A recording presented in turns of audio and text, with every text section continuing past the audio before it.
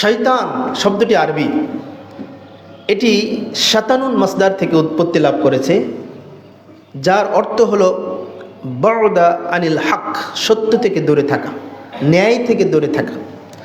Doctor উদা Khalil Abu উদাহ রাহিমাহুল্লাহ তিনি বলেন, ওয়াসাফা আমালু শাইতান, এটা শয়তানের এমন একটি বৈশিষ্ট্য, এমন একটি কাজ, আল্লাতী তাহদাফু ইলা ইবাদিন নাসি আন আমালিল হক ওয়া ইত্তিবাইল আমালিল খায়র ওয়া ইত্তিবাইল হক, যা যে মানুষকে কল্যাণকর এবং সত্য থেকে বিমুখ করে। খেয়াল করুন, শয়তান সে, তার বৈশিষ্ট্য, তার কার্যক্রম হলো মানব জাতিকে কল্যাণকর কাজ এবং সত্য থেকে বিমুখ করে দেয়। এখন এটাকে যদি আপনি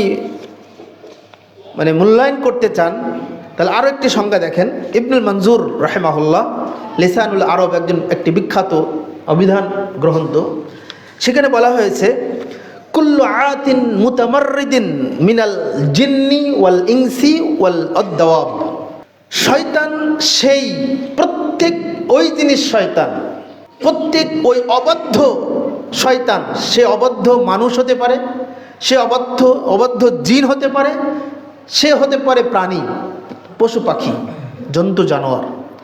তো জন্তু জানোয়ারের মধ্যে, মানব জাতির মধ্যে, জিন জাতির মধ্যে যারা অবাধ্য, তারা হলো শয়তান।